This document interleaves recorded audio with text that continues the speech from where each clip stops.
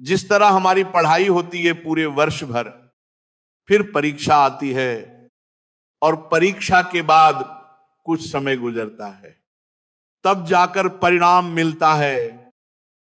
ठीक उसी तरह जब हम पूजा पाठ करते हैं, नाम जप करते हैं, तो मन में प्रश्न उठता है कि इसका फल कब मिलेगा।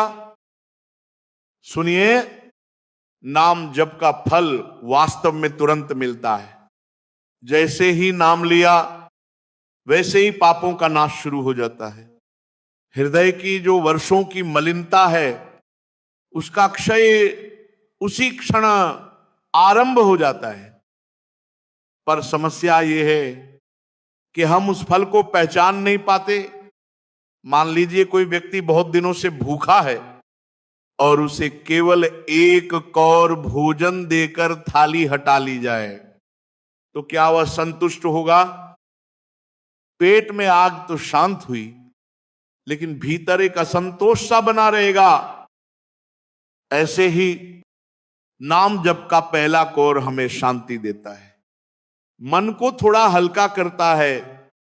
पर जब हम बीच में ही रुक जाते हैं तो आत्मा तृप्त नहीं हो पाती।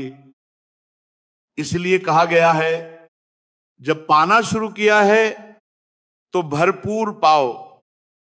भाइयों और बहनों, हम अनेक जन्मों से सुख की खोज कर रहे हैं। ऐसा सुख जिसमें दुख ना हो, ऐसी शांति जिसमें किंचित मात्र भी अशांति ना हो, और कोई ऐसा मिले जो हमें बिना शर्त प्रेम करे। हम सबके भीतर यह चाहा है कि कोई हमारे अवगुण न देखे, हमारे दोष न गिने, बस हमें अपनाए और हमें मृत्यु से भी बचा ले। अब जरा सोचिए, क्या ये सब धन से मिल सकता है? क्या ये किसी मनुष्य से मिल सकता है? नहीं, ये सब केवल प्रभु से ही मिल सकता है, क्योंकि प्रभु ही सुख के सागर हैं, प्रभु ही शांति का स्वरूप है, और प्रभु ही अमृत और अविनाशी है। और सबसे बड़ी बात, प्रभु हमसे अत्यंत प्रेम करते हैं, पर समस्या यह है कि हमने अपना प्रेम संसार में बिखेर दिया है, इसीलिए हमें उस प्रेम का अनुभव नहीं हो पाता। तो समाधान क्या है? लौट आइए, अपने प्रभु की ओर लौट आइए, नाम जप कीजिए, नाम कीर्तन कीजिए, प्रभु की लीलाओं और कथाओं का गान कीजिए। जैसे ही हृदय में प्रभु का प्रेम प्रकट होता है, इंद्रियां अपने आप शांत हो जाती हैं, मन स्थिर होने लगता है और इच्छाएं धीरे धीरे विलीन होने लगती हैं।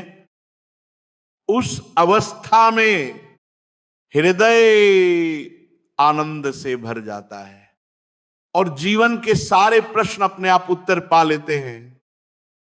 इसलिए एक ही बात स्मरण रखिए, नाम जप के बिना कुछ नहीं बनेगा। निरंतर, लगातार और बहुत समय तक अभ्यास कीजिए। आप स्वयं देख लीजिएगा, मन आपके अधीन हो जाएगा, इंद्रियां शांत हो जाएंगी और भजन अपने आप जीवन की सांस बन जाएगा। यही मार्ग है, यही सार है और यही सच्चा फल है।